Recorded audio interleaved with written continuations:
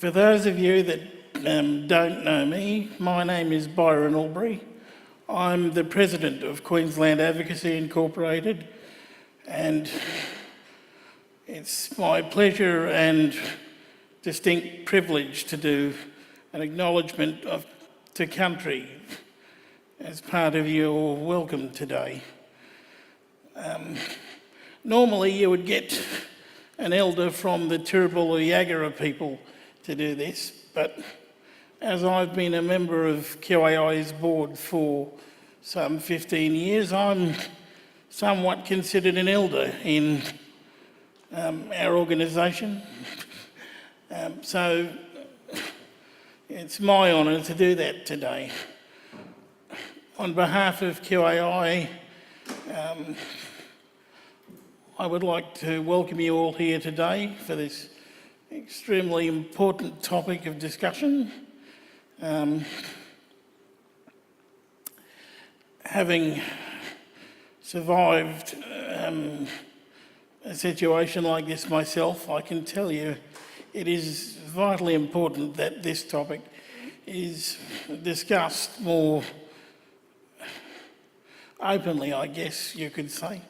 On behalf of the Turrbal and Yagara people and the Quandamooka people, of which I am part, I welcome you all here today and thank you for your time and effort and attendance. And if you have any trouble today, please don't hesitate to see either any of the support staff or Michelle or any of the other team that are here. Have a great day and enjoy the conversation that is created around this topic. Be safe, welcome, and thank you.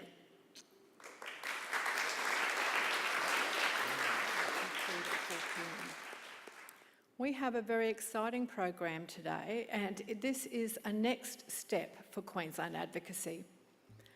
Last year in March, you might recall we held the forum Walk the Talk, realising the National Disability Strategy and our human rights promises. Guest speakers and personal stories preceded workshops on all 6 themes of the National Disability Strategy. Outcomes from those workshops made abundantly clear that there are a lot of actions against people with disability that constitute forms of violence. Many of these violent actions occur where people live and happen almost daily. Some of the issues that were identified as demanding urgent and intensive actions are not necessarily what immediately comes to mind when one thinks of the word violence, and few think of the actions that are sanctioned or legal. This part of it's a secret but global war on people with disability. Yeah. What is it good for? Absolutely. Despite somewhat meagre advances towards equity in respecting human rights pertaining to people with disability, realising those rights in everyday life for many people is still out of reach, or come with a set of special circumstances or conditions, thus belying the validity of those rights, or at least when people actually try to activate them. Governments, local councils and other authorities will deny and respond with defensive commentary about resources, hardships, or their need to balance others' rights and to serve the silent majority. This is offensive when one considers the systematic abuse, neglect, violence, marginalisation and demonisation that those very authorities have served to people with disability. This war is historic, although it wasn't always that way. However, that history has pervaded the culture and mindset that discriminates against people with disability across so many aspects of modern life. This war is conducted almost everywhere in varying degrees of harshness, but is particularly constructed in wealthy modern Western societies. Future work for QAI will focus on how historical prejudices and misconceptions influence recent and current societal views, leading to very sophisticated suppression of people with disability. How is this war played out? It actually begins before the beginning. The rise in prenatal testing for what is termed birth defects as an indication of societal perceptions about genetics, individualisation and perfection. While we don't question or judge a woman's right to her fertility or family planning, it is certainly worth questioning the culture that influences the measure to which people will employ to construct their future child. Professional and lucrative opportunities in the area of sports entertainment, prestige and national pride of success at places like the Olympics have driven competitors, their sport support teams, and even whole nations to cheat by the use of illicit substances. That was a whole-scale operation in the Eastern Bloc countries a few decades ago. But that is indicative of the extreme pressure to succeed and is impelling the genetic determination and creation of supreme beings. Advances in biomedicine and fertility have enabled some modern parents to choose not only gender but also hair and eye colour. And here in Australia, our medical professionals are campaigning to eradicate specific characteristics of disability by lobbying for testing to be made available on the Pharmaceutical Benefits Scheme. Australian families would naturally follow the trend in some European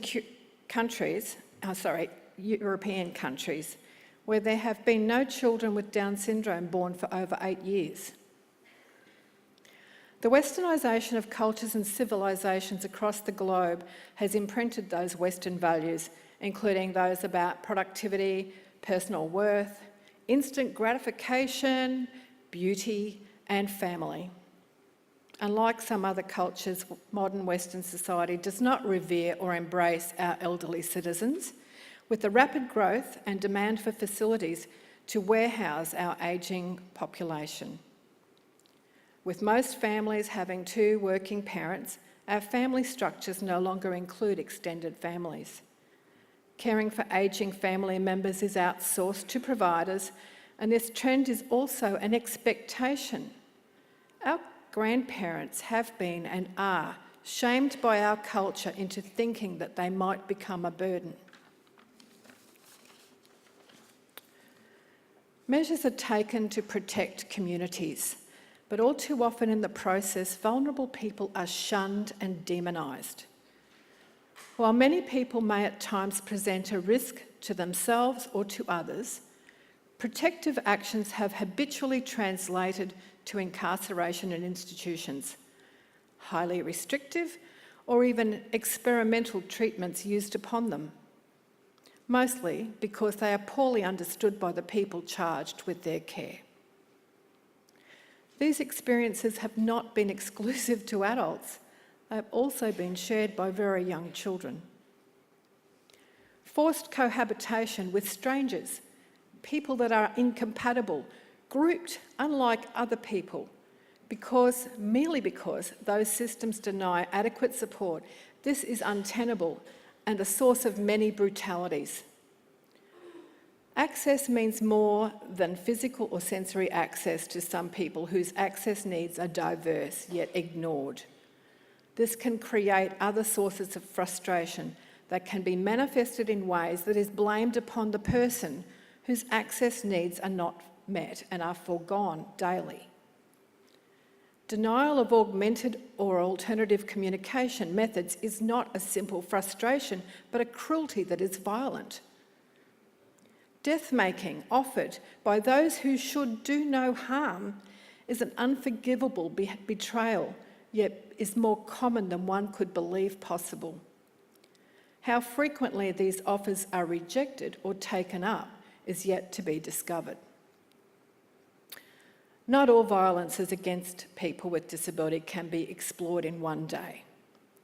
When you consider that the war against people with disabilities can begin at conception, continue throughout school life, in workplaces, in care, in hospitals, and in a person's home, it's exhausting the amount of violence perpetrated. Violences are even sanctioned, written into our laws, and the final insult: when murdered, the murderer can be excused, given sympathy, and go unpunished.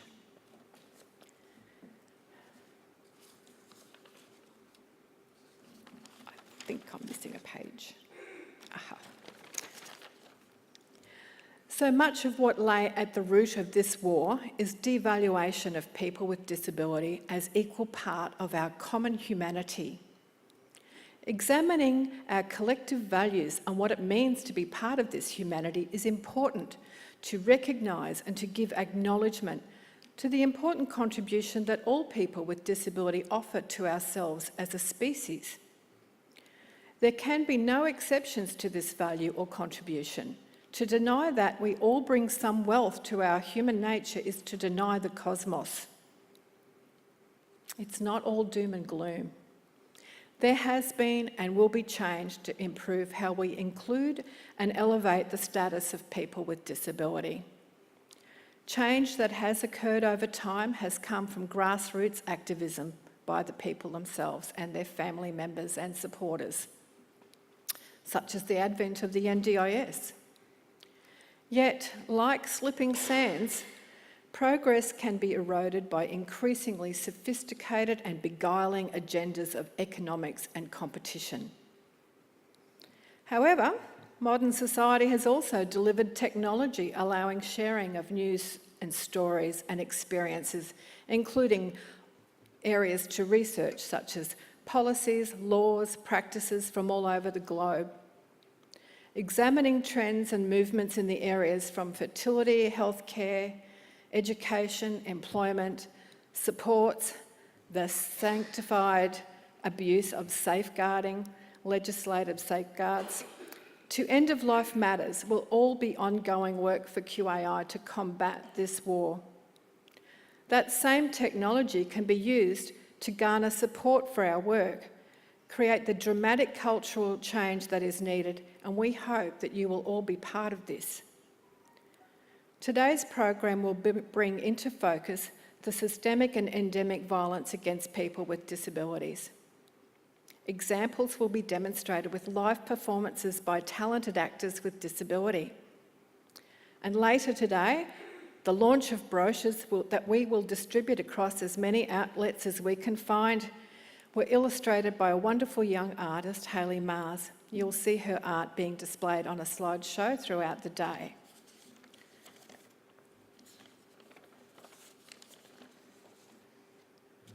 Today's event is being filmed by the very wonderful team from NW Group here at Epicure, and the video will be uploaded to our YouTube and other social media platforms. We'll have some more to speak about later this afternoon about the way forward. In the meantime, I'm going to introduce you to our next speaker.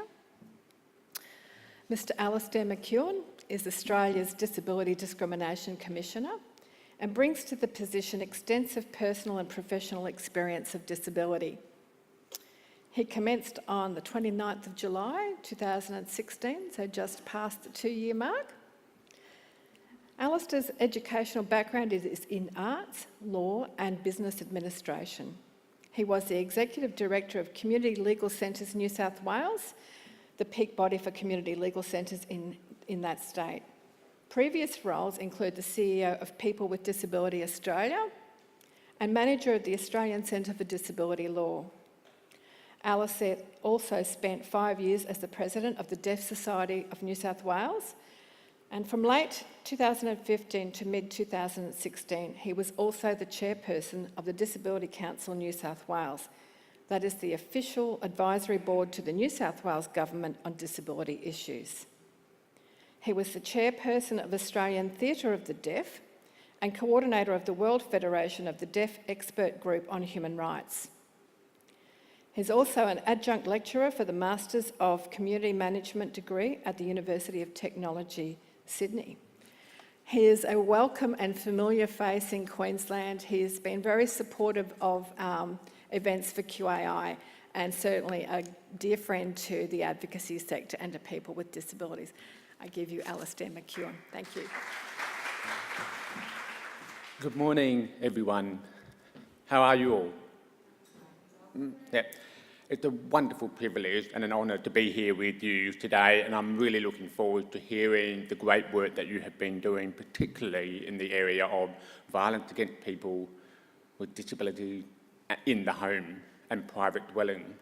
I want to also acknowledge the Turrbal people, the traditional custodians of the land on which we are meeting, and I pay my respect to their elders past and present.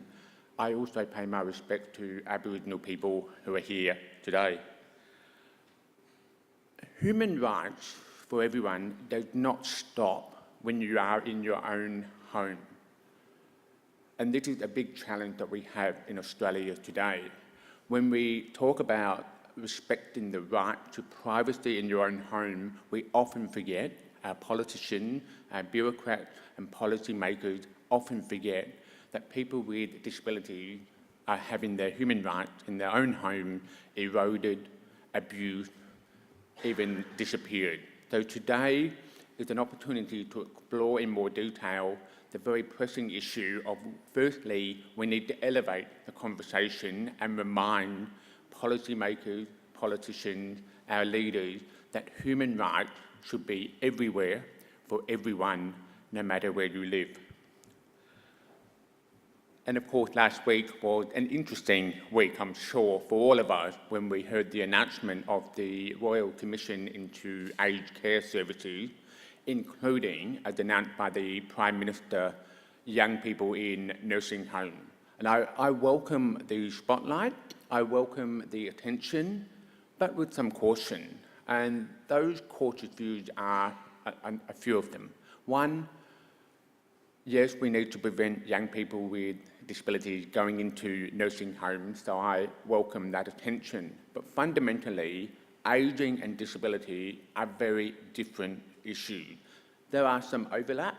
For example, the attitude toward older people is similar toward the attitude of people with disability. The disempowerment, Michelle talked about people feeling that they're a burden on their families and so forth. So whilst there are some overlapping issues, I fundamentally believe we should be separating the issue. So I would like to see, if there is going to be a Royal Commission, have it a separate one. That said, I think also the time for action is well past. We've had numerous inquiries at both state, territory and Commonwealth level, including the 2015 report or inquiry into abuse, neglect and violence against people with disability, and that called for a Royal Commission. So the time for action is well past. So I hope our political leaders understand that we are trying to elevate the conversation, elevate action and elevate human rights for people with disability. I also want to, at this point, commend the fantastic work that QAI, through the leadership of Michelle and your board, through the leadership of Byron, the work you do does inform the work that I do at the Australian Human Rights Commission. For me, it's important that the voices and the issues come to me so that I can amplify those voices to Canberra. I try to avoid Canberra in winter, but that's not always possible. It's always a wonderful pleasure to come to Brisbane in the spring. So what have I been doing? I released in June a report which was an investigation into the very issue of violence against people with disability, a 12-month investigation. The critical question was, yes, we have the National Disability Insurance Scheme, the NDIS, but what will happen to those people who are not on the NDIS? And you are all familiar with the fact that only 10%, in my estimation, of the population of people with disabilities will actually get an NDIS package. I'll just quickly illustrate that point. They estimate 480,000 people, will be on the NDIS when it is fully rolled out. But we have over 4 million people with disabilities in Australia.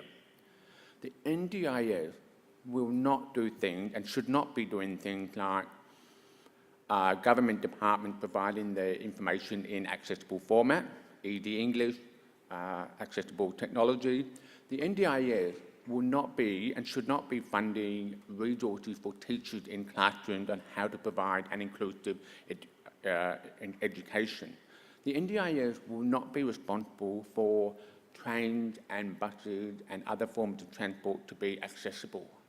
So this is something that we have also lost sight of. Our politicians have lost sight of. They believe that the NDIS will solve all the disability issues that we have every day.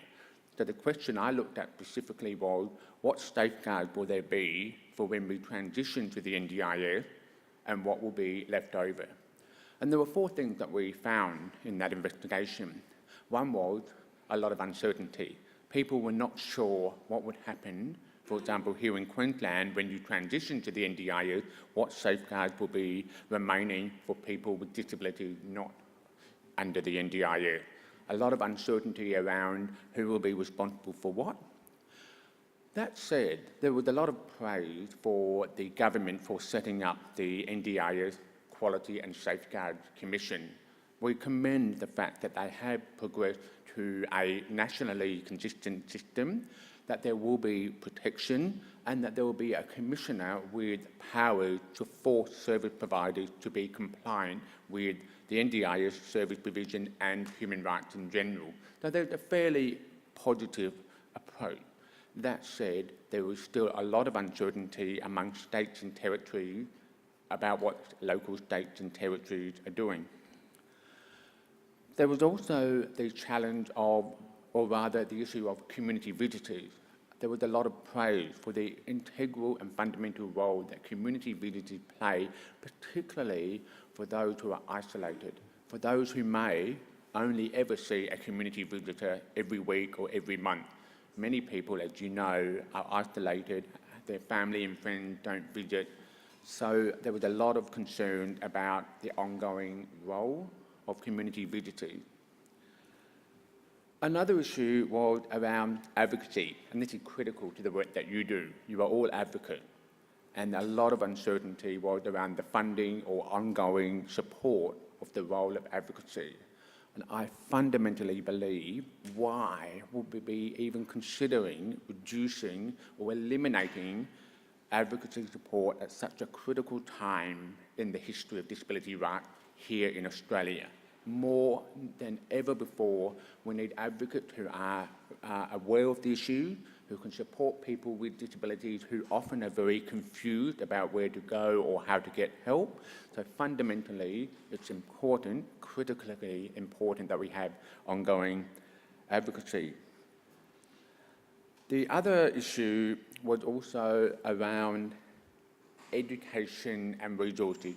And Michelle talked earlier about you can have heaps and heaps of resources, but if you don't know they exist or how to use them, we have a fundamental issue. So in my investigation into the issue of violence against people with disabilities and safeguards, a lot of people talked about the lack of information and resources to help them navigate the system. So I presented that report to the Attorney General, the Federal Attorney General, in June, and there were a number of recommendations in that report, and they centred around making sure that all the relevant stakeholders are working together. And we also recommended a set of principles to make an ideal oversight system, and they include having a human rights focus, an integrated and cohesive system, so everyone talking to each other. We also talked about the need for people with disabilities themselves to have the appropriate advocacy support. We also recommended that the NDIS Commission, and I say that through the Quality and Safeguard Commission, to be working closely with my commission, the Australian Human Rights Commission, and with states and territories. we also believe that we need to obviously monitor the situation because there is still a great deal of uncertainty, and I'm sure you would agree with that. I still am very uncertain and unclear about the direction that we are going in, particularly the state and territory approaches. It is with some alarm that I've observed some states almost run away quickly as they can from being responsible for disability services in that state on the assumption that the NDIS will pick up everything. It's a critical issue, and it's one that we really need to, almost equally with the implementation of the NDIS, be waving the flag to everyone, in particular to our governments. I constantly hear the phrase, while we have the NDIS Safe Quality and Safeguard Commission, we don't need to do any more. So that is the point I want to reiterate. Bringing it back closer to home and to making sure that we can protect our people, our friends and colleagues with disabilities, no matter where they live. Sadly, we still know that home for many is in institutional settings, in group home, in prison. We are seeing a growing increase in almost the criminalisation of disability, where people or the corrective services staff are just having people on remand and they don't know how to support them. So fundamentally, we have another issue of making sure the corrective services and the justice system can support people with disabilities, particularly around diverting them into a more appropriate community-based solution. So bringing that closer to home, what do we need to do? We absolutely need to remind government and policymakers home is somewhere where people with disabilities have the right to feel safe. And many people without disabilities have very different interpretations of what safe means. They think, for example, being safe means, oh, you're getting one meal a day, you should be grateful for that. We hear phrases like, you should be grateful for this, you should be thankful for this. But we shouldn't be saying that. We should be making sure the fundamental rights are being implemented for people with disabilities. We should not have to beg, grovel, plead. They should be a fundamental part of service provision. And similar to what we're seeing in the aged care provision, there are many, many wonderful staff and many, many wonderful service providers. And I want everyone to remember that, particularly our government, to not be attacking what is actually many wonderful examples of where people are flourishing, people are thriving, and people are living independent lives. So for me, when I hear calls for a Royal Commission or for investigations, I also want to remember it is not an attack on the many wonderful staff and service providers who exist out there. But of course, the challenge remains to look at the bigger picture.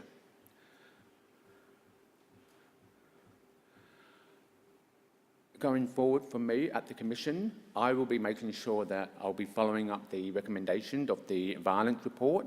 The violence report is on the website for you to look at. I'm just this week finalising an easy English version, which I hope should be up by Friday or early next week. So that will be also available on the website. I'm also going to be working closely with the NDIS Safety and Quality and Safeguard Commission. Graham Head is the Commissioner, and I have to say, I think he had a basic understanding of human rights, which is a good thing, and we need to work with that. And I know there are many people who are committed to making sure that we get the implementation of the NDIS right. And just a reminder about the difference between the NDIA and the NDIS Quality and Safeguards Commission. The NDIA fundamentally is responsible for assessing whether a person gets a plan. The NDIS Quality and Safeguard Commission is responsible for monitoring the service provision. So that's something I often have comments or questions from members in the community about. If you think of those two fundamental distinctions, then you'll be able to help your client and your community members to understand the differences. Again, I reiterate my welcoming of the fact that the Commissioner, the NDIS Quality and Safeguard Commissioner, had powers to force compliance. That is something I would love to have, to be able to force compliance of the Disability Discrimination Act, which we see breaches of every day. Last but not least, importantly, again, the work that you do is critical to the work I do. The grassroots, as Michelle talked about earlier, this is where it's all happening. I don't have all the answers, I don't have all the solutions, I don't know all the issues, and that's why it's important for me to be informed by your work.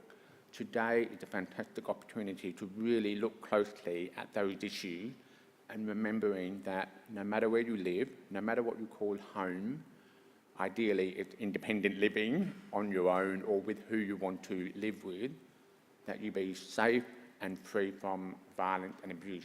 Thank you.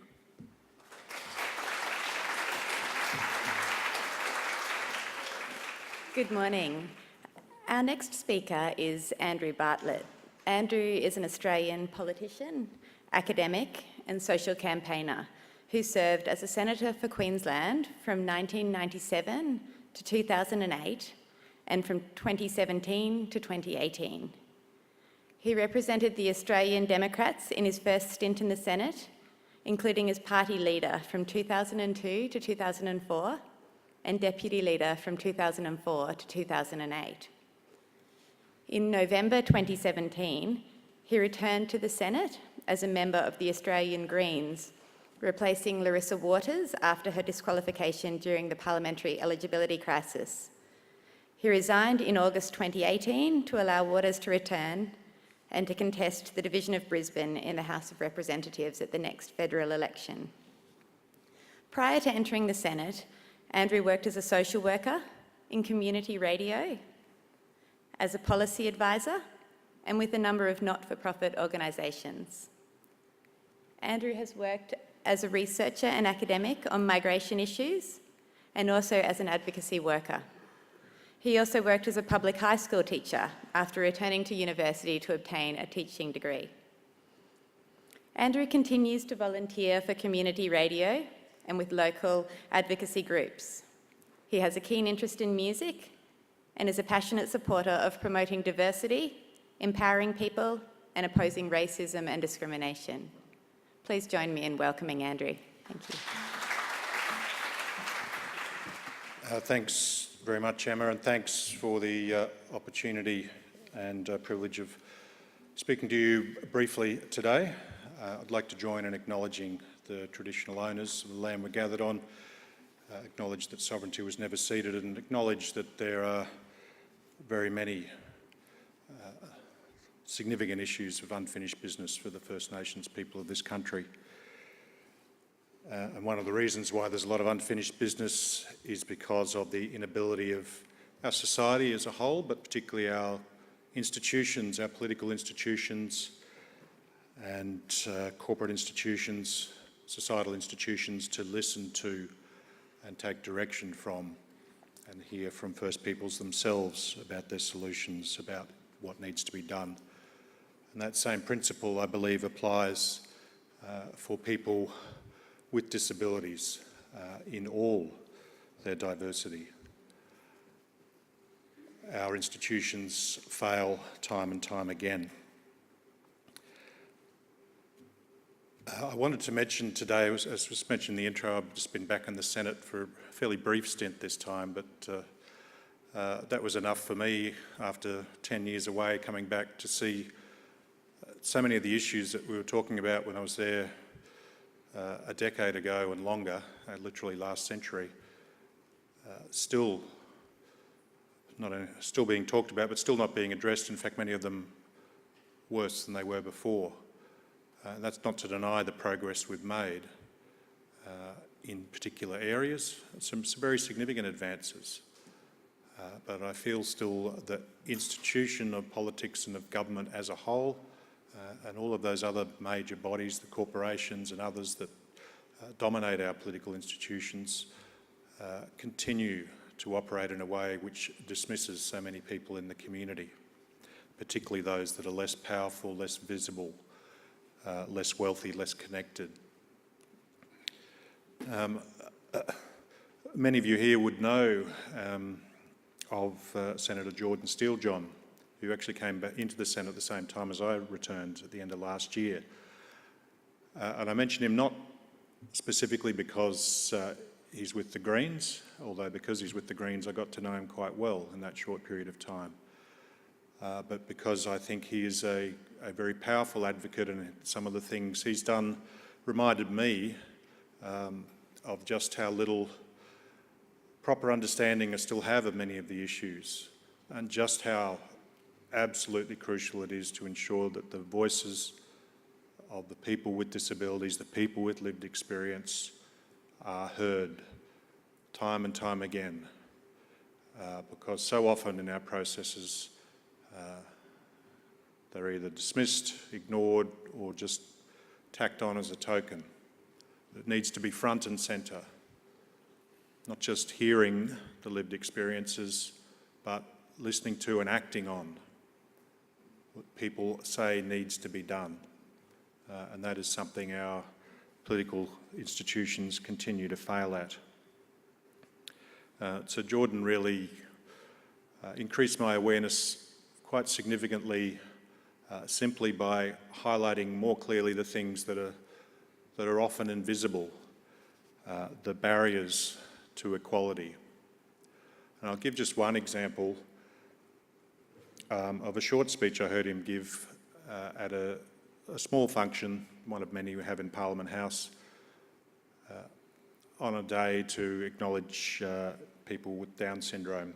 And it was a speech by the Governor-General, the sort of opening formality type speech I'm sure we'd be familiar with, where he talked about how good it was that the age of institutionalisation was over, in the sense that some of those big institutions had closed down, people are out in the community. But as Jordan said in a very polite way, and I tell this story not to have a go at the Governor-General, but to highlight a simple fact that is not conscious to many people unless it's made really clear to them, where he said the age of institutionalisation is not over. The topic of this forum today clearly demonstrates that. So many aspects of the way our society works continues to institutionalise people with disabilities. Those institutionalised barriers may be less visible than they were, but this issue of violence against people with disabilities in their homes, in their daily lives, shows those institutional barriers are just as strong, in some ways stronger, because they are less obvious in some cases. And of course you'd be aware of Jordan's powerful speech last week. And again I draw attention to that, why it was so powerful, because it was about the human lives, the human reality, the lived experience of people in their homes suffering terrible violence and abuse. Of course that's not new, you here would all know that. But it's looking for opportunities to not just raise that awareness, but to get action. And that is a never-ending task. One of the single messages I wanted to give to you today, as someone who's been active in not just the parliamentary politics, but social movements and social change and social advocacy for decades now, is the importance of perseverance. I was talking to someone this morning just before we came in about people needing a little bit more inspiration to keep going, and I'm not one for lots of sparkly rah-rah speeches, I'm afraid. So, but I think that low-level continuing inspiration to recognise just how valuable a contribution each of you make, and to always look for ways to support each other, because it's so much more powerful working together with all of your knowledge, all of your expertise, and to recognise that with persistence you will succeed in getting more effective action.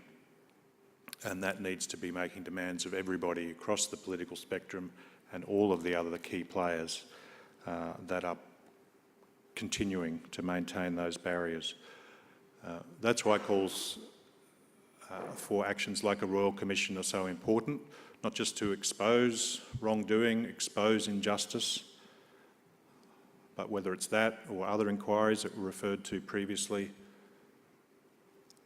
to provide a mechanism for people to hear and learn from the lived experiences of those directly affected, including those that have less visible disabilities. And to get the action out of it, because that is often the key failure of so many inquiries. Get all the evidence on the table, and then the institutions take it all the way and say thanks for that, and then they decide for themselves again what to do. So we need to have that really strong focus on what actions need to happen, what change needs to happen from the perspective and views of the people with the lived experience. And that means as consistently, as politely, as firmly, sometimes as angrily as necessary, continually demanding of those in the institutions who continue to maintain, often unconsciously, the barriers, that they just step back and for once accept that they should take guidance from on the actions from the people with lived experience, rather than just agreeing to listen to the evidence. So I'd encourage you to persevere with that. This forum, this project, more broadly that it's a part of, is a really valuable thing, and very much encourage you to persist with that and to work again with people across the spectrum, because a lot of the times it is about just shifting that awareness. Because a lot of times people think that, you know, I know all this stuff, we've heard of all this stuff, we've got the NDIS now, we're onto it, thanks. We'll just, you know, keep making those incremental changes. But we still need some major transformations, and some of those transformations are in understanding, are in awareness, because if you don't live it, if you don't hear it directly, you're still just not going to understand it. And you know, that's one of the things I learned coming back into the Parliament, was how much I still don't understand, how much I'm still not aware, how much I need to keep listening and learning and supporting and empowering those who have the solutions to make people more aware. Because there is still, it's not just the political systems, but I think that so much of the media messaging, the way we talk about our society, our economy, is all about dollars, what people can generate. And so often that's what leads to people with disabilities, people who aren't even have skills to generate things that look nice in terms of economic statistics, to being seen to be literally worth less and sometimes literally worthless. And when people are seen as worth less, they are listened to less. Their experiences, their views are not taken as seriously. And the people in positions of power need to be made aware that you know, they actually don't know much at all about the reality for many people, and they need to be made to listen. And there's a lot of people with a lot of skills, a lot of knowledge, a lot of expertise. Many of you in this room do not undervalue how much expertise you have, how much knowledge you have. Demand to be heard, and look for every different opportunity you can to make others see the real value and the wider value that every single human being can contribute to our community. That value of diversity is in not just enriching the human experience, but enriching our community in all sorts of different ways. I hope you have a productive day. Please, as often happens with forums, we've got to always look at what happens next, how we keep working with what we all learned today, how we keep connecting and supporting each other on getting meaningful action in some of these very serious areas that still need addressing. Happy to keep supporting you in that, and wish you all the best for today and into the future. Thank you. Our next speaker is Matthew Lupi. Matthew has worked in the social and human services in Queensland for over 25 years, spending the last 18 years with the Queensland Public Service. Matthew has held senior executive roles since 2004 and has led significant reform in child safety and community services since that time.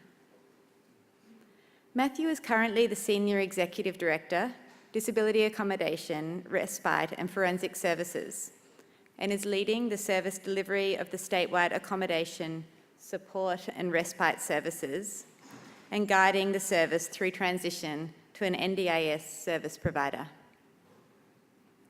Matthew has held numerous senior executive roles in government across policy, program and service delivery.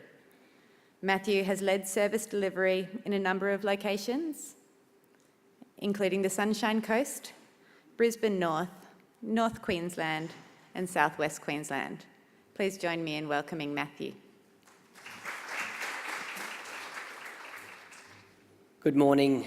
May I acknowledge the traditional owners of the land on which we gather and pay my respects to elders past and present, and also share my hope and aspiration for the wisdom of elders to come, the current generation of Aboriginal and Torres Strait Islanders who will guide us into the future. Alastair McEwin, Disability Discrimination Commissioner, Andrew Bartlett, Byron and Michelle from the Advocacy Incorporated. Can I pass on to you the sincere apologies of Minister Coralie O'Rourke. It was Minister who was invited by you this morning and she was unable to make it, so she has humbly asked me to represent her today and to speak on her behalf at this important gathering. Can I acknowledge the students, particularly from the Access and Equity program at TAFE, who have put a lot of initiatives into this program and working hard to highlight what is a really important issue. It's a little bit daunting to speak to you this morning after hearing Michelle, Alastair and Andrew speak so passionately. My speech looks a little bit boring, so at least afterwards you can have some sugar and morning tea if I'm not as inspiring as the first three guests. Today's forum aims to raise awareness, education and provide further support for people with a disability, particularly those who experience violence and abuse. Speakers and performances will show the impact of abuse on a person with a disability and highlight this very important issue. It is a great opportunity to listen, to learn and to open our minds more to this issue, and also the great resources that the Queensland Advocacy Incorporated have developed to help respond to this key issue. Violence against people with a disability is often perpetrated in multiple forms. It's not singular, and it can be evident in a range of things such as domination, coercion, conflict, physical, sexual and financial harms.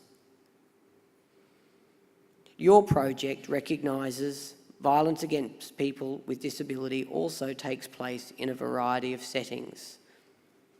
And whilst much has been done through quality and safeguard regimes for service providers, it remains an important challenge to address the hidden violence perpetrated often in homes by trusted family members, carers or partners. Byron talked about this important issue earlier, about raising awareness. As I thought about what he and Alastair both said, I thought of some of the old sayings in our community that I grew up with. Like, what happens in someone's home is their business. Don't meddle in someone else's home affairs.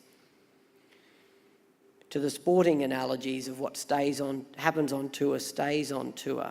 It is this sort of prevailing culture and attitude that stops action to call out abuse, harm and neglect.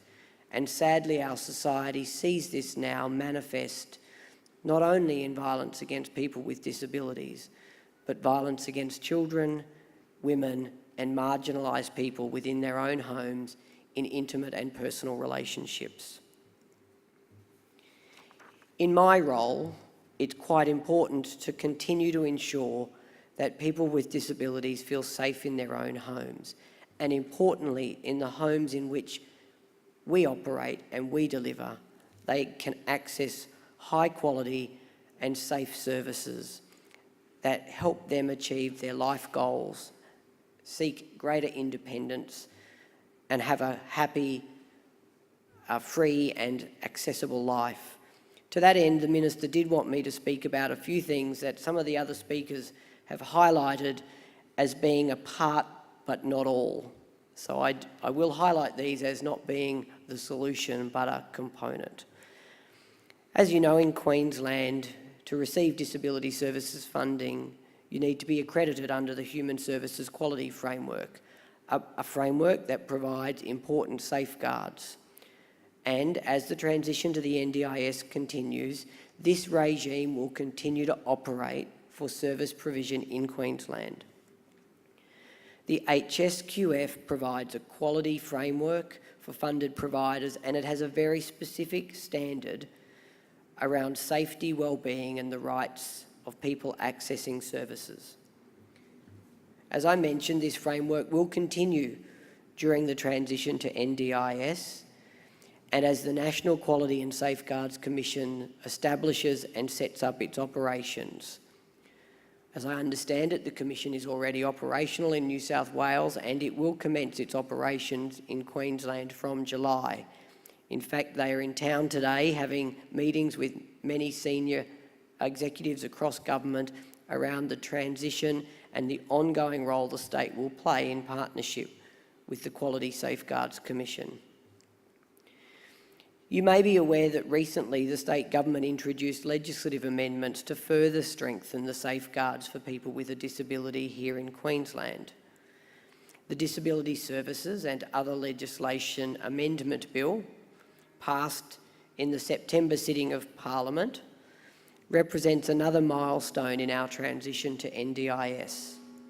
The bill will ensure that Queensland has the necessary legislation in place to be able to share criminal history with other states and territories as we commence a national framework of worker screening. These changes also provide certainty for people with a disability and the sector that we are working cooperatively towards the goals and ambitions of a nationalised system. The framework clarifies and strengthens the provision of sole traders and other providers who had not previously been contemplated when previous worker screening regimes were set up. And while Queensland's framework is designed to prevent, detect and respond to instances of violence, abuse and neglect in services, we do understand that feedback from people with a disability, their families and carers is also that we need to continue this work and not rest solely on some provisions or some quality safeguard. It requires constant vigilance, it requires cultural change, and it requires an attitude adjustment around what happens in the home is home business. Our framework includes a range of preventative as well as investigative powers. It isn't just about self-assurance or self-safeguards. There are monitoring and complaint management frameworks that operate within that. Within my own service, I will have to comply with all of the same standards and safeguards that that the NGOs follow, and with what the National Disability Insurance Quality and Safeguards Commission will implement. The department has a legislative obligation, as I mentioned, to investigate complaints. But in Queensland, in addition to that, the Queensland Ombudsman and the role of the Office of the Public Guardian provide an additional measure of public safeguard around the administration of public services and public administration units.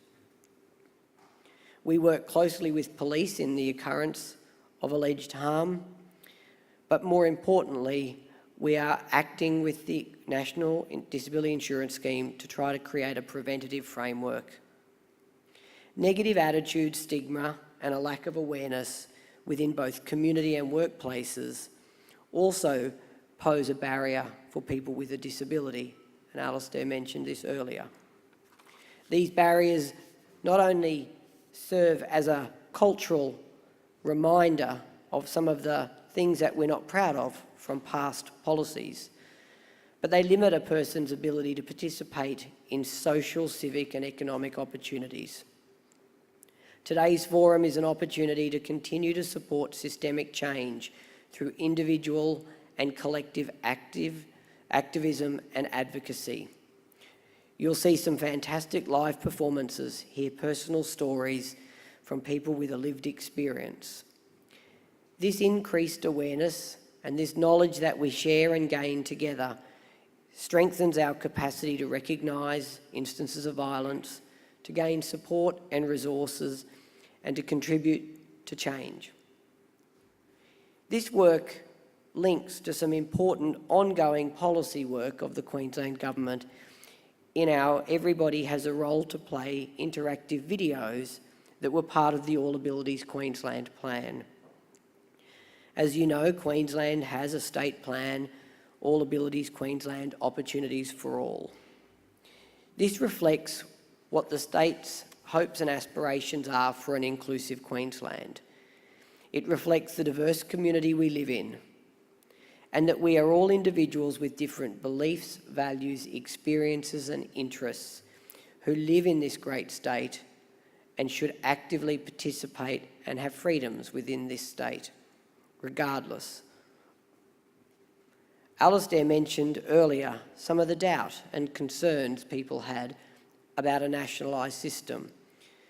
Queensland will continue to have a social policy and leadership role in advocating for an inclusive Queensland through the All Abilities Queensland plan and through a range of other policy initiatives that go beyond the service provision and the funding models established under a nationalised scheme. The All Abilities Queensland plan aims to achieve outcomes for all Queenslanders with a disability to help build an inclusive Queensland. We are interested in hearing the personal stories of people with a disability and, importantly, understanding the barriers they face and how we can position ourselves to be the change agents they need in both social and administrative policy. Stories are a very powerful way of getting the message through, and your work that will be presented here today will no doubt increase the awareness of violence and how violence can be called out and how we can stop and support people to be free from violence in their own homes. I particularly resonated with Alastair's comment that human rights don't stop when you go into your own home and close the door. You may already be aware that our department has been getting into some videos too lately, and some of the videos we showed through our Disability Awareness Action Week last week, featuring the espresso train at Cafe at Nunda. If you haven't seen them, I encourage you to have a look. They're at our website, All Abilities Queensland. And they share the important story of Bernard, Ian, Michael, Moya and Richard around how they are working to create an inclusive and accessible Queensland. It is important that we all play a role, and it was delightful to hear Andrew reflect on advocacy in and outside of government. Movements start with one person, but they continue with many. So I'm delighted that all of you here today continue to be part of that movement to call out violence against people with a disability. Can I thank the Queensland Advocacy Incorporation? Can I acknowledge the students of the Access and Equity program who put together these powerful stories? Can I encourage all of you as the day continues to reflect on these stories and more as we strive together to create a society that values people with a disability and ends violence against anyone, regardless of their ability, gender, race or status. Thank you very much, and congratulations to all of you that have been involved in this project.